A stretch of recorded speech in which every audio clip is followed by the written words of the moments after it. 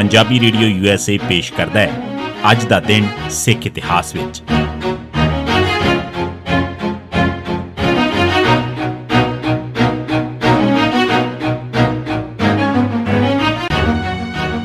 ਸਿੱਖ ਇਤਿਹਾਸ ਦੀਆਂ ਘਟਨਾਵਾਂ 'ਚ 3 ਅਕਤੂਬਰ ਦਾ ਦਿਨ 1621 ਰੋਹੀਲਾ ਹਰਗੋਬਿੰਦਪੁਰ ਦੀ ਦੂਜੀ ਲੜਾਈ 'ਚ ਸਿੱਖਾਂ ਦੀ ਜਿੱਤ।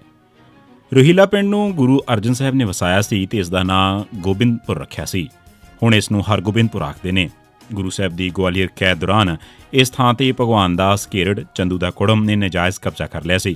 ਗੁਰੂ ਸਾਹਿਬ ਨੇ ਭਗਵਾਨ ਦਾਸ ਤੋਂ ਇਸ ਦਾ ਕਬਜ਼ਾ ਵਾਪਸ ਖੋਹਿਆ ਤੇ ਇਸ ਥਾਂ ਨੂੰ ਫਿਰ ਸੰਵਾਰਿਆ ਤੇ ਵਸਾਇਆ।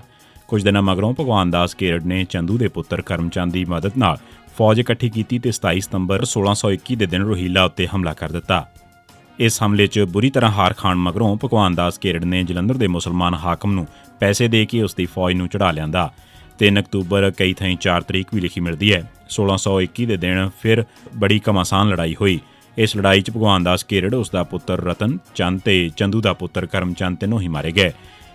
ਇਸ ਹਾਰ ਮਗਰੋਂ ਕਿਸੇ ਹੋਰ ਦਾ ਗੁਰੂ ਸਾਹਿਬ ਤੇ ਹਮਲਾ ਕਰਨ ਦਾ ਹੌਸਲਾ ਨਾ ਪਿਆ। 3 ਅਕਤੂਬਰ 1621 ਦੀ ਇਸ ਲੜਾਈ 'ਚ ਹੋਰਨਾਂ ਦੇ ਨਾਲ ਭਾਈ ਨਾਨੂ, ਭਾਈ ਮਨੀ ਸਿੰਘ ਦੇ ਦਾਦੇ ਤੇ ਭਰਾ, ਭਾਈ ਪਰਾਗਾ, ਭਾਈ ਮਤੀਦਾਸ ਤੇ ਸਤੀਦਾਸ ਦੇ ਪੜਦਾਦਾ, ਭਾਈ ਮਥਰਾ ਭੱਟ, ਜਿਸ ਦੀ ਬਾਣੀ ਗੁਰੂ ਗ੍ਰੰਥ ਸਾਹਿਬ ਵਿੱਚ ਦਰਜ ਹੈ, ਨੇ ਵੀ ਲੜਾਈ ਵਿੱਚ ਬਹਾਦਰੀ ਤੇ ਖੂਬ ਜ਼ੋਰ ਵਿਖਾਏ ਤੇ ਇਸ ਲੜਾਈ ਵਿੱਚ ਉਸਨੇ ਸ਼ਹੀਦੀ ਜਾਮ ਪੀਤਾ। ਇਸ ਲੜਾਈ ਵਿੱਚ ਭਾਈ ਨਾਨੂ ਤੇ ਹੋਰਾਂ ਤੋਂ ਇਲਾਵਾ ਮੁਗਲ ਜਰਨੈਲਾਂ ਬੈਰਮ ਖਾਨ ਤੇ ਇਮਾਮ ਬਖਸ਼ ਨੂੰ ਵੀ ਮਾਰਿਆ ਸੀ। 1692 ਬਿਲਾਸਪੁਰ ਦੇ ਰਾਜੇ ਭੀਮ ਚੰਦ ਦਾ ਭੋਗ। ਮਾਰਚ 1692 ਵਿੱਚ ਰਾਜਾ ਭੀਮ ਚੰਦ ਨੇ 22 ਧਾਰ ਦੇ ਰਾਜਿਆਂ ਦਾ ਇਕੱਠ ਬੁਲਾਇਆ। ਨਾਦੌਣ ਦੀ ਲੜਾਈ ਮਗਰੋਂ ਮੁਗਲ ਸਰਕਾਰ ਦੇ ਹੋਣ ਵਾਲੇ ਹਮਲਿਆਂ ਦੇ ਡਰ ਹੇਠ ਰਹਿ ਰਹੇ ਪਹਾੜੀ ਰਾਜਿਆਂ ਨੇ ਗੁਰੂ ਸਾਹਿਬ ਦੀ ਸਰਪ੍ਰਸਤੀ ਹਾਸਲ ਕਰਨ ਦੀ ਖਾਹਿਸ਼ ਜ਼ਾਹਰ ਕੀਤੀ। ਮਾਰਚ 1692 ਦੇ ਆਖਰੀ ਹਫ਼ਤੇ ਗੁਰੂ ਗੋਬਿੰਦ ਸਿੰਘ ਸਾਹਿਬ ਬਿਲਾਸਪੁਰ ਤੇ ਮੰਡੀ ਵੱਲ ਗਏ। 29 ਮਾਰਚ ਦੇ ਦਿਨ ਰਵਾਲਸਰ 'ਚ ਸਾਰੇ ਪਹਾੜੀ ਰਾਜੇ ਇਕੱਠੇ ਹੋਏ। ਉਹਨਾਂ ਦੀ ਸਦਾਰਤ ਗੁਰੂ ਸਾਹਿਬ ਨੇ ਕੀਤੀ। ਗੁਰੂ ਸਾਹਿਬ ਨੇ ਉਹਨਾਂ ਨੂੰ ਯਕੀਨ ਦਿਵਾਇਆ ਕਿ ਜੋ ਉਹ ਮੁਗਲਾਂ ਦੀ ਗੁਲਾਮੀ ਵਿੱਚ ਨਾ ਰਹਿਣਾ ਚਾਹੁਣ ਤਾਂ ਉਹ ਗੁਰੂ ਸਾਹਿਬ ਉਹਨਾਂ ਦੀ ਨਿਗਰਾਨੀ ਹੇਠ ਤੇ ਸਰਪ੍ਰਸਤੀ ਵਾਸਤੇ ਤਿਆਰ ਨੇ। ਤਾਂ ਸਾਰੇ ਰਾਜਿਆਂ ਨੇ ਗੁਰੂ ਸਾਹਿਬ ਦੇ ਹੁਕਮ ਨੂੰ ਮੰਨਣ ਦਾ ਵਾਅਦਾ ਕੀਤਾ। ਗੁਰੂ ਸਾਹਿਬ ਕੁਝ ਦਿਨ ਰਵਾਲਸਰ ਰਹੇ ਤੇ ਫਿਰ ਪੁਰਮੰਡਲ, ਜੰਮੂ, ਚੱਕ ਕਾਨਾ, ਅਨੰਦਪੁਰ ਆ ਗਏ। ਗੁਰੂ ਸਾਹਿਬ ਦੇ ਆਉਣ ਦਾ ਪਤਾ ਲੱਗਣ ਤੇ ਸੰਗਤ ਦੇ ਕਾਫਲੇ ਫਿਰ ਅਨੰਦਪੁਰ ਸਾਹਿਬ ਆਉਣ ਲੱਗ ਪਏ।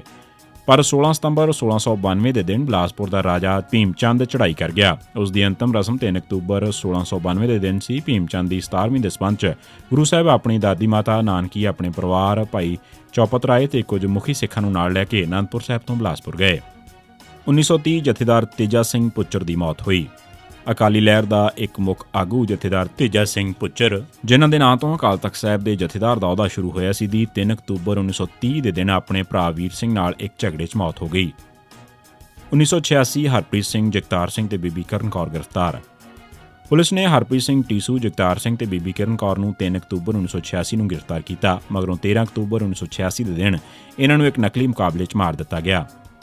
1986 ਪੁਲਿਸ ਮੁਖੀ ਰੋਬੈਰੋ ਤੇ ਘਰ ਦੇ ਬਾਹਰ ਹਮਲਾ। ਪੰਜਾਬ ਪੁਲਿਸ ਦਾ ਮੁਖੀ ਬਣਨ ਮਗਰੋਂ ਜੂਲੀਓ ਰੋਬੈਰੋ ਦੇ ਜ਼ੁਲਮਾਂ ਦਾ ਜਵਾਬ ਦੇਣ ਵਾਸਤੇ 3 ਅਕਤੂਬਰ ਨੂੰ ਜਲੰਧਰ PAP ਹੈੱਡਕੁਆਰਟਰਸ 'ਚ ਉਸ ਉੱਤੇ ਹਮਲਾ ਕੀਤਾ ਗਿਆ।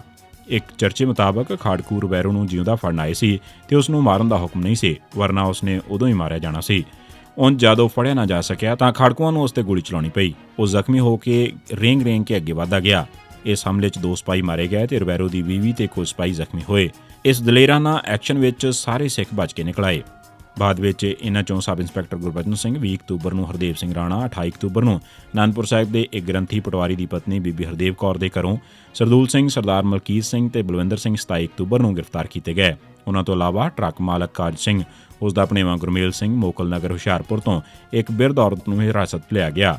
6 ਨਵੰਬਰ ਨੂੰ ਬੰਗਾਲ 'ਚੋਂ ਭੁਪਿੰਦਰ ਸਿੰਘ, ਵਿੱਕੀ ਸਿੰਘ, ਮਨਜੀਤ ਸਿੰਘ 80 ਬਟਾਲੀਅਨ ਨੂੰ ਵੀ ਗ੍ਰਿਫਤਾਰ ਕੀਤਾ ਗਿਆ।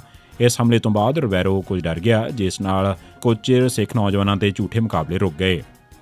ਇਹ ਸੀ ਸਿੱਖ ਇਤਿਹਾਸ ਦੀਆਂ ਘਟਨਾਵਾਂ 'ਚ 3 ਅਕਤੂਬਰ ਦਾ ਦਿਨ। ਸੁਣਦੇ ਰਹੋ ਪੰਜਾਬੀ ਰੇਡੀਓ USA।